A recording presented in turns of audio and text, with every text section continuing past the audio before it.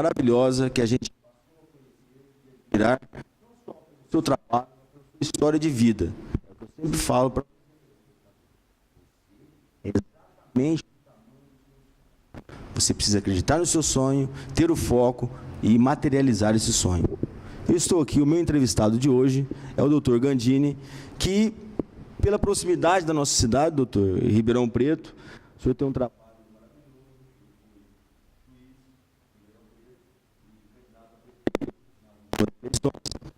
em Ribeirão Preto, mas eu queria que o senhor falasse um pouquinho da sua história de vida, porque me chamou muita atenção hoje na sua palestra em Mococa, na sua vinda aqui, a sua história de vida. É esse começar, esse acreditar no seu sonho, né? O senhor que trabalhou na roça, veio de uma família muito humilde e que chegou a ser juiz, né? Eu queria que o senhor falasse um pouquinho dessa sua experiência. Jesus, obrigado pela oportunidade.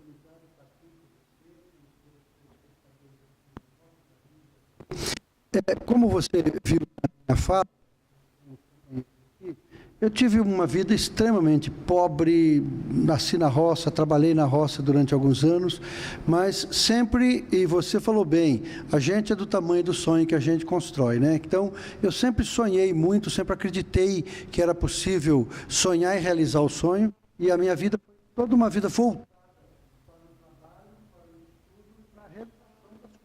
eu gostaria de fazer, e acabei fazendo. Então a minha vida, muito simples, nasci na roça, vivi na roça, depois fui para a cidade grande, trabalhar nas profissões as mais simples, fui vendedor de sorvete, vendedor de banana, catador de papelão, camelô, fui feirante, fui office boy, fui empacotador de supermercado, mas sempre com o sonho de ser juiz.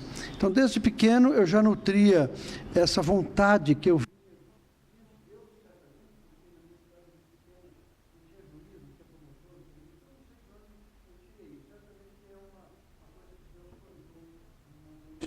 minha consciência. Então, desde pequeno eu dizia, eu vou ser juiz. Mas como é que você vai ser juiz trabalhando na roça, vivendo na miséria? Quando eu fui para a cidade, eu morava em porão, morei em favela, cortiço e tal. Quer dizer, como é que você pode sonhar? Eu continuei sonhando, percebi que para conquistar esse sonho eu tinha que estudar muito e trabalhar muito, que eu tinha família para sustentar e tudo mais. E eu, então, persegui esse meu sonho, assim, de maneira muito determinada, e deu certo. Eu consegui estudar na Faculdade de Direito do Largo São Francisco, que é a Faculdade de Direito da USP, a melhor do país em todos os quesitos, é a faculdade onde estudaram 10 presidentes da República, Rui Barbosa, Barão do Rio Branco, Castro Alves, Álvares de Azevedo, tantas outras figuras, tantos personagens importantes da história estudaram lá. E para conseguir chegar até a São Francisco, até a Faculdade de Direito da USP, foi uma luta, mas foi possível, eu sonhava e tentava realizar meu sonho, estudei muito, me dediquei muito, consegui. E, ao terminar a faculdade, eu prestei o concurso para juiz, é tido como o concurso mais difícil do país, o juiz no estado de São Paulo, e eu passei no primeiro concurso, entre os primeiros lugares. Quer dizer, por quê? Porque eu acreditava no sonho e eu fazia tudo o que era preciso para que o sonho se materializasse. Porque às vezes, Gilson, a pessoa sonha, mas ela não está disposta a pagar o preço que tem que ser pago para realizar o sonho. Né? Então, o sujeito quer exercer engenheiro, mas se ele não for dedicado, estudioso, ele não vai chegar a fazer uma faculdade de ser engenheiro. A mesma coisa com o médico, com o juiz, com o advogado, com um comerciante, um empresário. Você tem que acreditar no que você faz. Então, a minha vida foi uma vida muito difícil, de muita luta, mas uma vida sempre marcada. Primeiro, pela presença de Deus. Segundo, pela presença da família.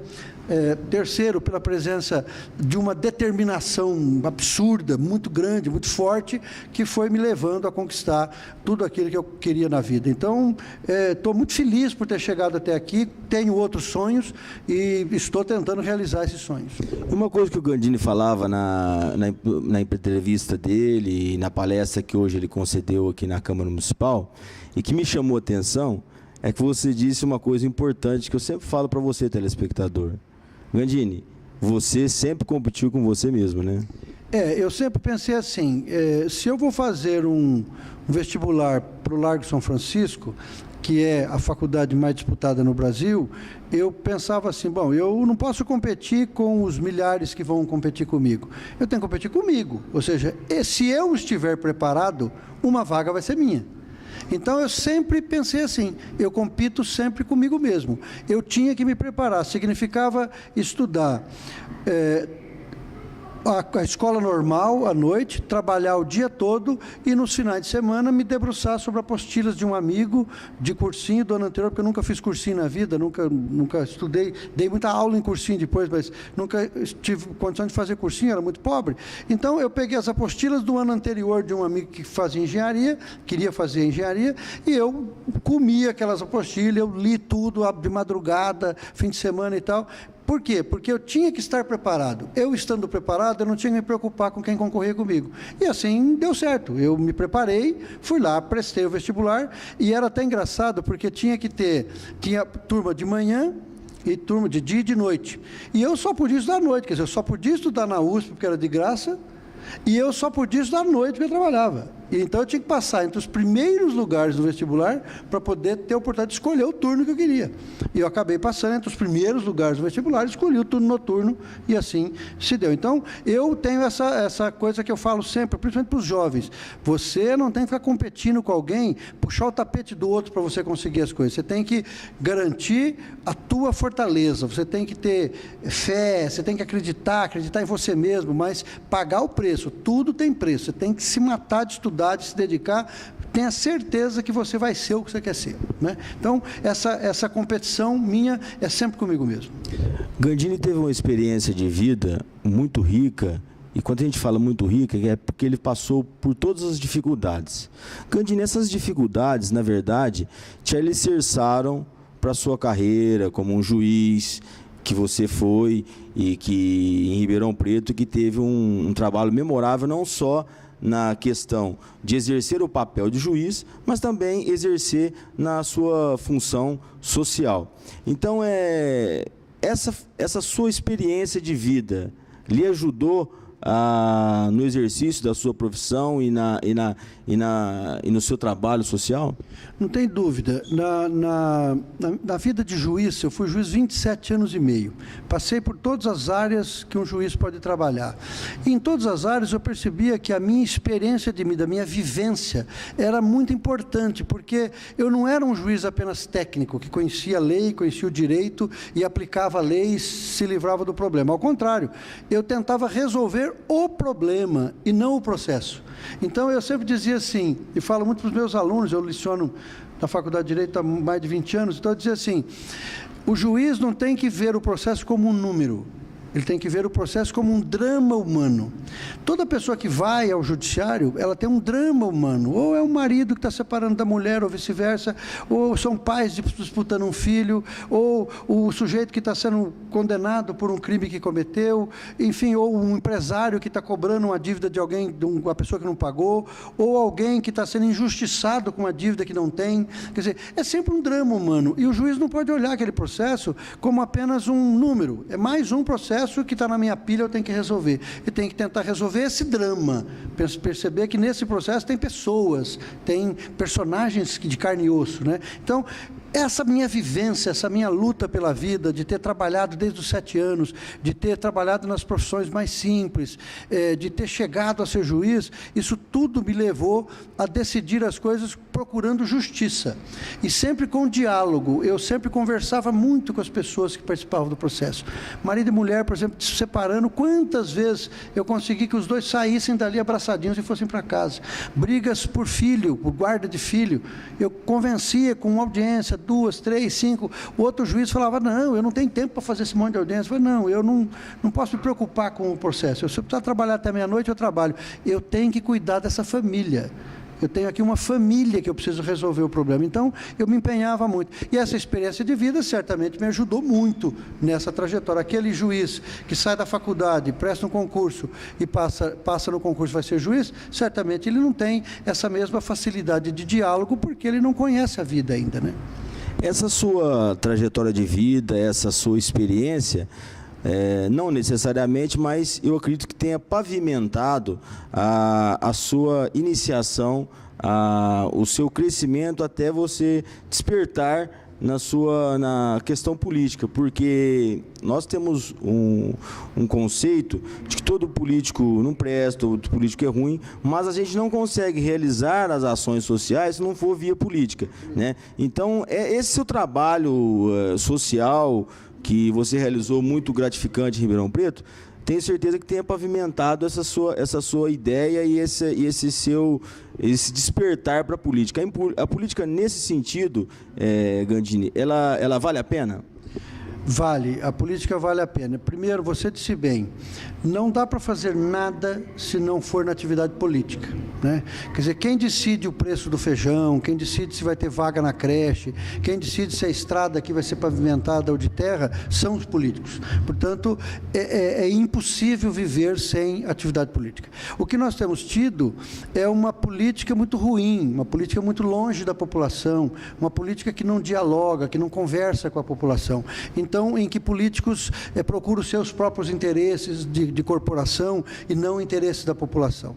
Mas é possível encontrar na política, e eu encontro muitas pessoas que fazem política diuturnamente nas pequenas cidades, nas grandes cidades, no parlamento, como prefeitos, como governadores, que são extremamente decentes, corretas, transparentes, honestas, preocupadas, dedicadas à sua comunidade. Então, eu digo, é possível então fazer política séria, é possível procurar atender os interesses da população, sobretudo da população mais humilde, da população desassistida, da população mais perseguida, né?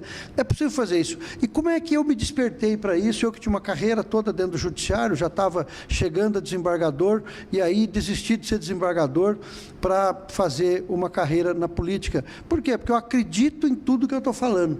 E os meus trabalhos sociais, eu trabalho na área social há 30 anos, com favelas, com bairros pobres, com aposentados, com gente humilde, e eu percebo que é possível fazer muito mais do que se faz, né? Se você tiver um bom administrador, uma pessoa que conheça a legislação, uma pessoa que tenha seriedade, determinação, que sonhe e corre atrás da realização do seu sonho, tudo isso é possível fazer. E a política é um instrumento importante. O Papa, quando esteve no Brasil, agora no Encontro Internacional Mundial da Juventude, ele disse, a política é a forma mais nobre de fazer caridade. Isso me tocou muito, porque, na verdade, a gente tenta fazer caridade ao longo desses anos todos. Eu acho que ajudei um número grande de pessoas, de favelas, de bairros pobres, de pessoas idosas, e, de repente, na política, eu posso fazer muito mais. Ou seja, o Papa está certo, é uma forma muito nobre de fazer caridade. Então, a política é séria,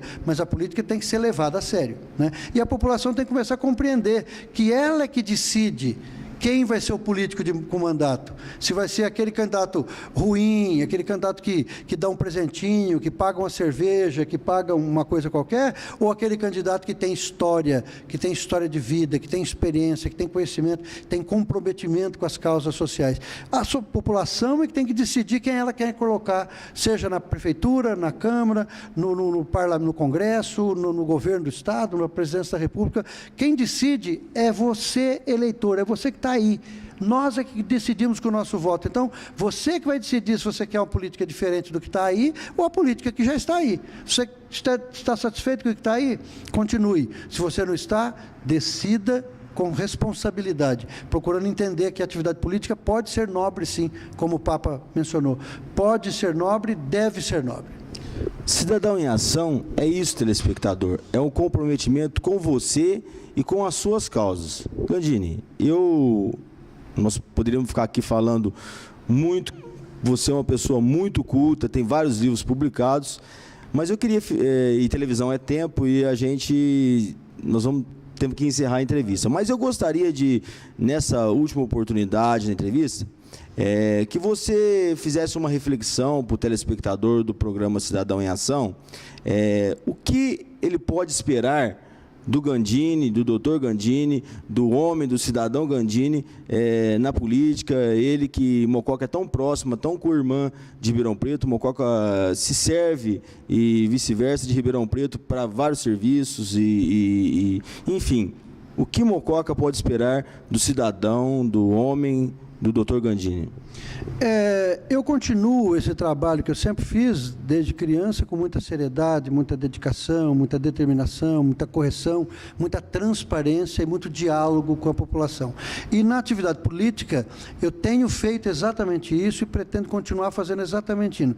Ser exatamente o que as pessoas estão procurando, uma cara diferente, mas não só uma cara, um comportamento ético diferente, um comportamento moral diferente. É preciso que a gente encontre no político uma referência moral, antes de tudo, uma referência ética, e não apenas uma referência política, né? Então, eu acho que o que eu posso fazer por Mococa é manter o diálogo que eu tenho mantido, é a segunda vez que eu venho aqui em um mês, conhecer os problemas da cidade, me empenhar com esses problemas, com os projetos, com recursos, etc., conviver com a população de Mococa, da região, e tentar levar esses pleitos, esses projetos, para os governantes, seja do governo do Estado ou do governo federal, que possam ajudar Mococa a ser uma cidade cada dia melhor e mais feliz. É isso que eu me proponho na política, e eu acho que esse trabalho é o trabalho que tem que ser feito por todos os políticos. Eu entrei na política deliberadamente, com todas as dificuldades que isso implica, porque mudou minha vida completamente, mas é um preço que eu tenho que pagar por esse desafio de mostrar para as pessoas que é possível fazer política com seriedade. Fica a dica do Dr. Gandini para você, telespectador. Na vida tudo tem um preço. Você, que acredita no seu sonho, tem que pagar o preço do seu sonho para ser realizado. Então, a gente encerra essa entrevista com essa dica do Dr. Gandini, que é a dica do nosso programa Cidadão em Ação, que você é exatamente do tamanho do seu sonho. Valeu a pena? Tudo vale a pena se a alma não é pequena. Um grande abraço a todos vocês, telespectadores, e nós retornaremos na próxima terça-feira, a partir das 6h30 da tarde, no programa Cidadão em Ação, cada dia mais perto de você e dos seus problemas.